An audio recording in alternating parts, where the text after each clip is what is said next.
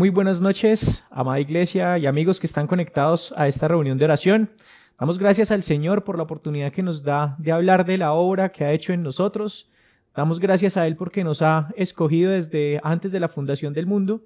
Y hoy quisiera compartirles mi testimonio, pero antes de eso quisiera que nos pusiéramos en oración y que lo que yo diga en este momento lo haga para la honra y gloria del Señor. Padre, te queremos agradecer en esta noche porque realmente actúas en nuestras vidas, porque nos has escogido, nos has permitido recibir el Espíritu Santo, nos has permitido hacernos hijos tuyos a través de ese sacrificio que hizo el Señor Jesús en la cruz. Te damos gracias también porque cada día nos cuidas, nos proteges, nos enseñas y nos permites, Padre, reconocer nuestra falta, nos permite reconocer nuestros pecados y podernos presentar delante de ti cada día. Te damos gracias por este espacio, te doy gracias, Padre, y te pido para que en este momento lo que yo diga y hable sea para honrarte y glorificarte a ti. En el nombre del Señor Jesús, amén. Bueno, les cuento un poco de mi vida. Yo soy el mayor de 4 hermanos, tengo un hermano más y 2 hermanas. Por la gracia de Dios, pues mi familia está compuesta por 4 personas, incluido yo, mi esposa Estefanía Lince y mis hijos Martín y Agustín Muñoz. Quisiera contarles también un poco de cómo era mi vida antes de conocer a Cristo. Entonces, desde los 9 años asistí a una congregación en la ciudad de Manizales. En Manizales yo nací y crecí y viví hasta los 23 años, antes de radicarme en la bella ciudad de Bogotá, a la cual tengo muchas cosas que agradecerles. En este caso, pues mi esposa la conocí en Manizales y mis hijos pues sí nacieron en la ciudad de Bogotá. Allí en Manizales asistí a una congregación que se llama Local Bíblico Manizales y empecé a recibir instrucción acerca de la palabra de Dios en la escuela dominical. Tenía todos los domingos escuela dominical como muchos de los niños que están hoy en día en nuestra iglesia y recibía diferentes enseñanzas que se impartían a los niños y jóvenes, pues pasando por cada uno de estos niveles dentro de la congregación. Mis padres estaban recién convertidos al Señor cuando empiezo a congregarme en Local Bíblico Manizales y para esta época de mi vida pues asistía a este sitio de reunión. Hasta aquí quizás todo pareciera ser producto del azar, que estuviera allí en este lugar. Por mi mente en algún momento pues pensaba que era una decisión de mis padres estarme congregando y pues lo hacía básicamente por obediencia hacia ellos. Pero ahora pensando en mi pasado y en lo que el Señor tenía para mí, quisiera invitarlos a que fuéramos al Salmo 139, de los versículos 13 al 16. Salmo 139, versículos 13 al 16. Dice así la palabra del Señor. Porque tú formaste mis entrañas, tú me hiciste en el vientre de mi madre. Te alabaré porque formidables, maravillosas son tus obras. Estoy maravillado y mi alma lo sabe muy bien. No fue encubierto de ti mi cuerpo, bien que en oculto fui formado y entretejido en lo más profundo de la tierra. Mi embrión vieron tus ojos y en tu libro estaban escritas todas aquellas cosas que fueron luego formadas sin faltar una de ellas. Y ese era yo. Aquí vemos en este salmo cómo se describe el proceso de formación del ser humano y este era yo también cuando estaba siendo formado en el vientre de mi madre. También que desde ahí estaban puestos los ojos de Dios sobre mí. Ahora vamos a Efesios en el capítulo 1, versículos 3 al 5. Libro de Efesios, capítulo 1, versículos 3 al 5. Bendito sea el Dios y Padre de nuestro Señor Jesucristo, que nos bendijo con toda bendición espiritual en los lugares celestiales en Cristo, según nos escogió en Él antes de la fundación del mundo, para que fuésemos santos y sin mancha delante de Él, en amor, habiéndonos predestinado para ser adoptados hijos suyos por medio de Jesucristo, según el puro afecto de su voluntad. Y vemos aquí que estábamos predestinados, que nos escogió desde antes de la fundación del mundo, y gloria a Dios por eso, porque Él fue el que nos escogió y nos escogió en el amor de Cristo, habiéndonos predestinado para ser adoptados hijos suyos, y por la gracia de Él también hoy puedo decir, soy hijo de Dios. según el puro afecto de su voluntad, termina el versículo 5, porque no podía hacer absolutamente nada yo para lograr esa salvación y que Él me hiciera hijo suyo. Absolutamente nada, por más capacidad física, humana que tuviera, nada de lo que yo pudiera hacer iba a lograr esa salvación. Solamente el amor que tuvo Dios por mí, que entregó a Jesucristo para que muriera en la cruz por mis pecados.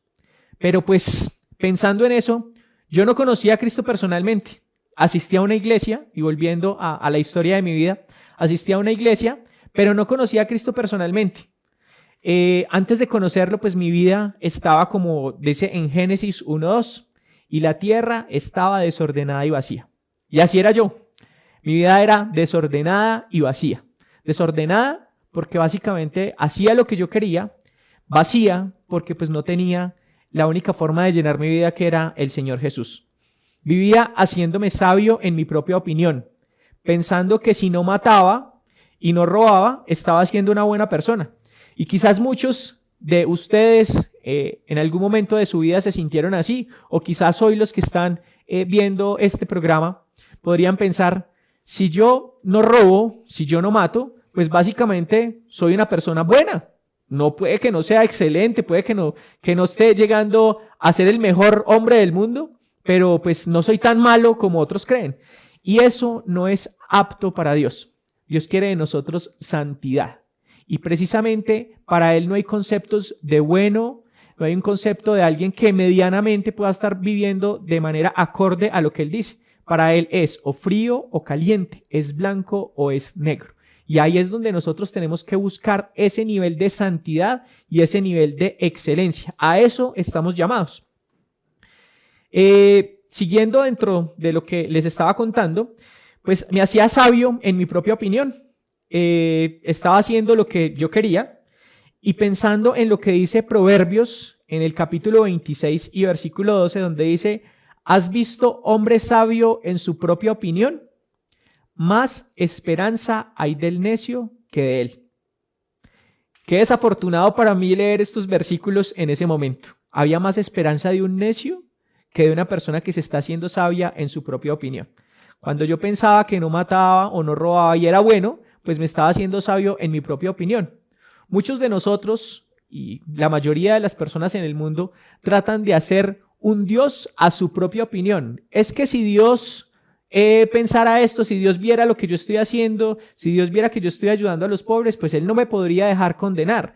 Si Dios viera mis buenas obras, Él no me estaría condenando en ningún momento. Y muchos de nosotros hacemos un Dios que quizás tiene esos conceptos muy humanizados en los cuales no se busca la perfección, pero Dios sí exige eso de nosotros y eso es lo que busca. Y cada día a través del Espíritu Santo está haciendo una labor en nuestras vidas buscando perfeccionarnos hasta el momento en el que el Señor Jesús venga por nosotros y esa obra pueda ser perfeccionada en su totalidad. ¿Cuándo y por qué decidí seguir a Cristo? En el año 2001, exactamente el 29 de junio, Dios me confronta con su palabra y expone mis pecados. Entonces vemos lo que dice Romanos 3:23, donde dice: por cuanto todos pecaron y están destituidos de la gloria de Dios. Y aquí vemos una frase importantísima y que no podemos pasar por alto. Por cuanto todos pecaron, y ese todos me incluía a mí. No eran solamente las demás personas a mi alrededor, no eran solamente las personas que estaban robando o matando, sino todos. Todos en algún momento de nuestras vidas hemos cometido un pecado. Hemos ido en contra de la palabra de Dios. Y eso pues básicamente me incluye a mí como uno de esos todos de los que habla Romanos 3:23. Para mí no había otro final en la vida, sino la muerte eterna. Y hablemos de muerte, no solamente la muerte física y la pérdida de las capacidades físicas de nuestro cuerpo, sino realmente la separación. Eso es lo que significa la palabra muerte, separación. Y estaba condenado a estar separado de Dios por el resto de la eternidad. Si seguía, pues en un camino como lo estaba haciendo con mi vida. Pero así como Él mostró el final de mi vida, si no realizaba un cambio inmediato, también me mostró en Eclesiastés 9:4, que dice: aún hay esperanza para todo aquel que está entre los vivos, porque mejor es perro vivo que león muerto.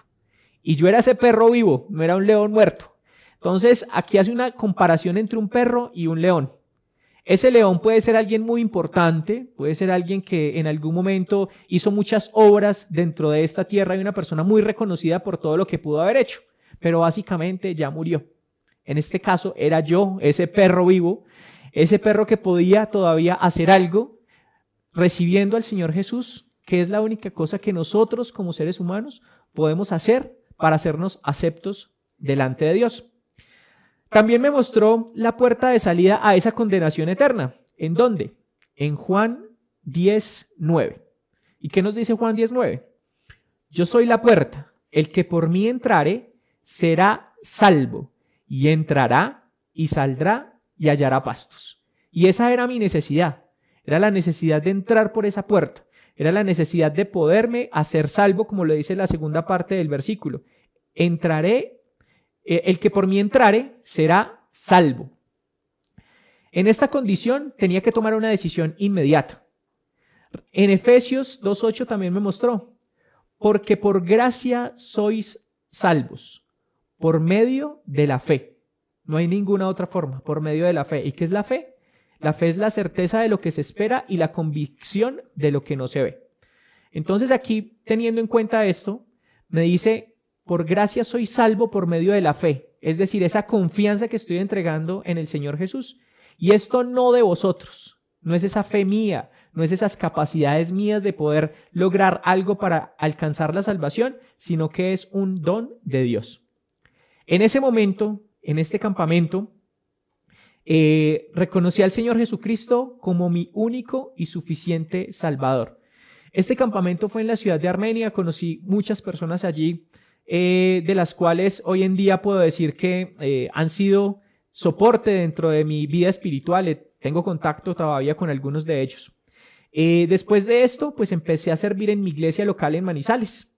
Desafortunadamente, algunos meses después, por temor a bajar mis notas en la universidad y perder mi cupo, estudiaba en la Universidad Nacional, empecé a sentir mucho miedo de dedicar mucho tiempo a la labor en la iglesia y empecé a enfriarme. Empezó un proceso de enfriamiento en mi vida, a tal modo que empecé a vivir mi vida como la del hijo pródigo. Desafortunadamente, abandoné completamente todo lo que era el servicio en la iglesia, dejé de congregarme, dejé de servir, dejé de tener contacto con todos estos hermanos y mi vida espiritual se apagó completamente. ¿Y por qué digo lo del hijo pródigo? Los invito a que vayamos al libro de Lucas, en el capítulo 15 y versículos del 11 al 13. Inicialmente vamos a estar viendo este pasaje, entonces para que ustedes lo puedan tener en sus Biblias marcado. Lucas capítulo 15, versículos 11 al 13. Dice así el Señor en su palabra. También dijo el Señor Jesús, un hombre tenía 2 hijos, y el menor de ellos dijo a su padre, Padre, dame la parte de los bienes que me corresponde. Y les repartió los bienes. No muchos días después, juntándolo todo, el hijo menor se fue lejos a una provincia apartada, y allí desperdició sus bienes viviendo perdidamente. Desafortunadamente para mí, esa fue una decisión que tomé.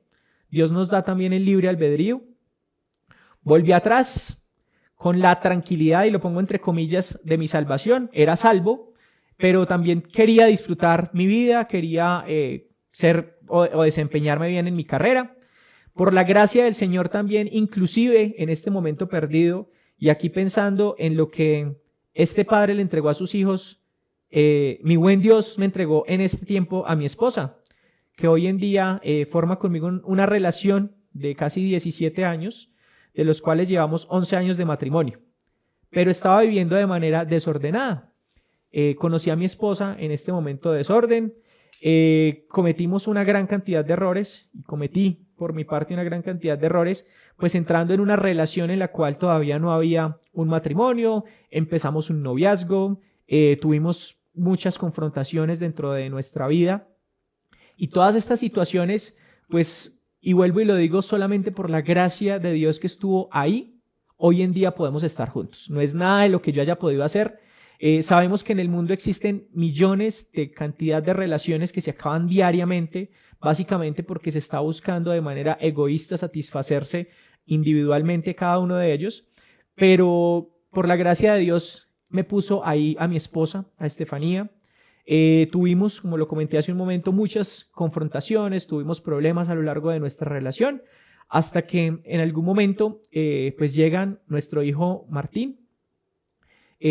Nos dimos cuenta del embarazo de mi esposa, tomamos la decisión de casarnos en ese momento, iniciamos ya un matrimonio o una vida conyugal a nivel de matrimonio y estuvimos así durante un buen tiempo. Ahora quisiera que fuéramos al libro de Lucas nuevamente, en el capítulo 15, ahora vamos a ver los versículos 14 al 16. Dice, y cuando todo lo hubo malgastado, vino una gran hambre en aquella provincia y comenzó a faltarle.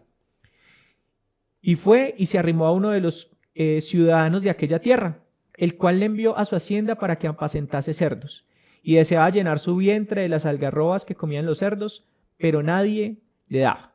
Entonces, dentro de ese alejamiento en el que estaba, pues finalmente cuando uno empieza a tener todas estas cosas y a recibir del mundo lo que el mundo te brinda, pues empiezas a tener ciertos comportamientos que no van acordes a la palabra de Dios. Dentro de ese alejamiento mío llegaron pues nuestros hijos Martín y Agustín. En nuestras conversaciones con mi esposa hablábamos de cuál iba a ser la enseñanza sobre Dios a nuestros hijos. Y yo por esta formación que había tenido en esta iglesia local, pues había recibido muchos instrumentos para la enseñanza de mis hijos, pero de manera negligente de mi parte no había tenido ni siquiera el valor de compartirle a mi esposa acerca del Señor Jesús. Este es un momento muy difícil para mí porque en algún momento ella me ha reclamado y me ha dicho, tenías la palabra, tenías la manera de hablarme de la salvación y no lo hiciste. Este momento es duro emocionalmente y es una carga con la que voy a tener que vivir el resto de mi vida, pero nuevamente Dios está ahí, Dios está siendo fiel con ella, conmigo. Tuvieron que compartirle a otras personas. A partir de este momento, pues Martín tenía 4 años, 5 años y empezó a preguntarnos, ¿quién es Dios? ¿Qué es Dios? ¿Por qué existimos? Y todas estas palabras empezaban como dardos en mi corazón y también en el de mi esposa. A partir de ahí tuvimos contacto con uno de nuestros hermanos de Manizales.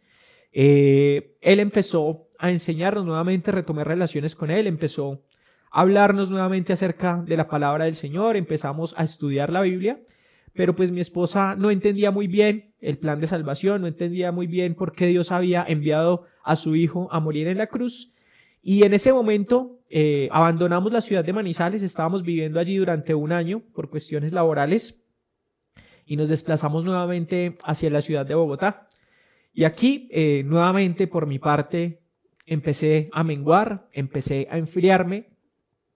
Como dice aquí, deseaba comer las algarrobas que comían los cerdos y básicamente estaba en esa situación difícil en mi vida. En algún momento mi esposa dice, necesitamos de tomar una decisión por qué es lo que le vamos a enseñar a nuestro hijo Martín, a nuestro hijo Agustín, de lo que es Dios. Ella conocía de la religión cristiana, conocía de los krishnas, conocía de diferentes tipos de religiones y pues realmente ella no tenía un concepto muy claro o muy definido de lo que era Dios, pero yo sí. Y aún así me quedé callado. Pero dice también la palabra de Dios que cuando uno decide callar, hasta las rocas hablarían y glorificarían al Señor. Por medio de esto, llegamos a Aposento Alto Noroccidente a través de Miguel Duberly. Empezamos a congregarnos en Aposento Alto Noroccidente. Allí iniciamos el curso Vida con nuestro hermano Javier. A partir de ahí empezamos este proceso de estudio y vuelvo y lo digo por la misericordia de Dios, llegamos ahí y vuelvo a los versículos que vimos anteriormente. No hay nada al azar. Dios tiene todo preparado para nosotros. Hasta los cabellos de nuestra cabeza están contados. Ahí mi esposa pudo entender el plan de salvación, pudo recibir al Señor Jesús y pudimos empezar a construir una relación nuevamente con nuestro buen Dios, a restablecer esa relación y a andar conforme a lo que el Señor nos pedía a nosotros. Aquí quisiera volver a la tercera parte de la parábola del hijo pródigo. Quisiera que fuéramos al Lucas en el capítulo 15 y versículos 17 al 32. Dice así la palabra del Señor: y volviendo en sí, dijo, aquí había vuelto yo en sí, también por la gracia de Él.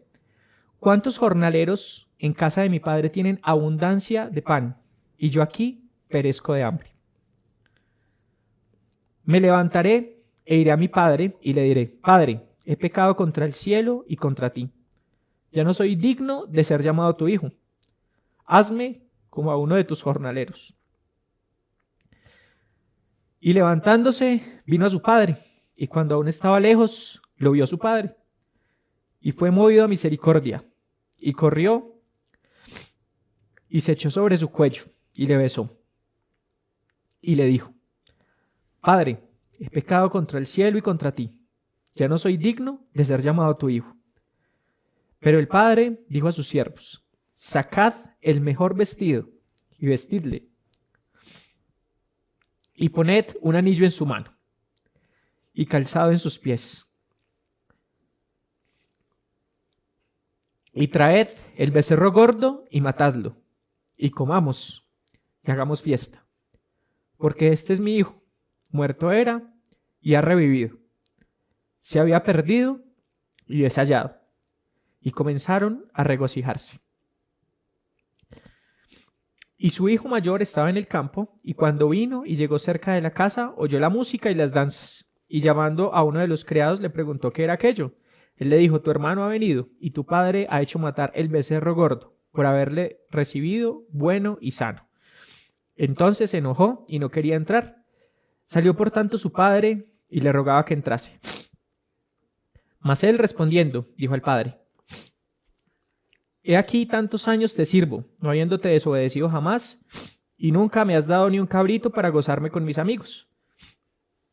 Pero cuando vino tu hijo, que ha consumido tus bienes con rameras, has hecho matar para él el becerro gordo. Él entonces le dijo, hijo, tú siempre estás conmigo, y todas mis cosas son tuyas. Mas era necesario hacer fiesta y regocijarnos, porque tu hermano era muerto, y ha revivido.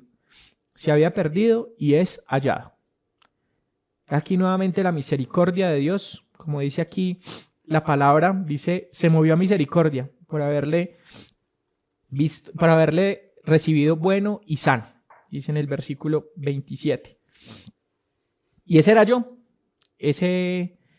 era yo perdido, ese era yo nuevamente buscando a los pies de mi buen Dios su misericordia. Y había decidido recibirme con fiesta. Había decidido recibirme nuevamente y permitirme ser nuevamente útil dentro de esta familia, que es la familia del Señor. Cristo me ha transformado, y como dice en 1 Corintios 1:27, sino que lo necio del mundo escogió Dios para avergonzar a los sabios, y lo débil del mundo escogió Dios para avergonzar a lo fuerte. Él cambió la necedad en la que vivía antes de conocerle, y me ha hecho hijo de Dios y coheredero en Él, como dice su palabra en Romanos 8:17. Y si hijos, también herederos, herederos de Dios y coherederos con Cristo. Si es que padecemos juntamente con Él, para que juntamente con Él seamos glorificados. Gloria a Dios por eso y por la esperanza que tenemos en este versículo de Romanos 8:17. Por tanto, en Él espero, para poder seguir sus pasos y buscar la gloria de Dios en esas acciones que Él ha hecho por mí. No buscar ser yo mismo, sino que Él habite en mí todo el tiempo. Por la gracia de Dios, nuevamente, hoy en día sirvo al Señor en algunos de los ministerios dentro de la Iglesia Aposento Alto Noroccidente, y espero que tanto mi familia como yo podamos seguir sirviéndole al Señor. No por lo que podamos ser, sino por la gracia de lo que el Señor nos permite hacer dentro de la congregación. Y para concluir, quisiera que me acompañaran a Josué 24, del 14 al 16. aquí Josué está dando un discurso al pueblo de Israel. En Josué 24, 14 al 16, dice así la palabra. Ahora, pues, temed a Jehová y servidle con integridad y en verdad, y quitad de entre vosotros los dioses a los cuales sirvieron vuestros padres al otro lado del río y en Egipto, y servid a Jehová. Y si mal os parece servir a Jehová, escogeos hoy a quién sirváis, si a los dioses a quienes sirvieron vuestros padres cuando estuvieron al otro lado del río, o a los dioses de los amorreos en cuya tierra habitáis. Pero yo y mi casa serviremos a Jehová. Y esa última parte creo que es la más importante. Y esa es una decisión que debemos tener nosotros con nuestras familias y decidir a quién vamos a servir. Si a los dioses en los cuales confiábamos anteriormente, y no solamente dioses de piedra, sino los que nos hemos hecho nosotros mismos como seres humanos, o si definitivamente vamos a servir a ese Dios vivo, a Jehová, a quien nos ha protegido hasta hoy. Les agradezco a todos por escuchar mi testimonio y que tengan una feliz noche.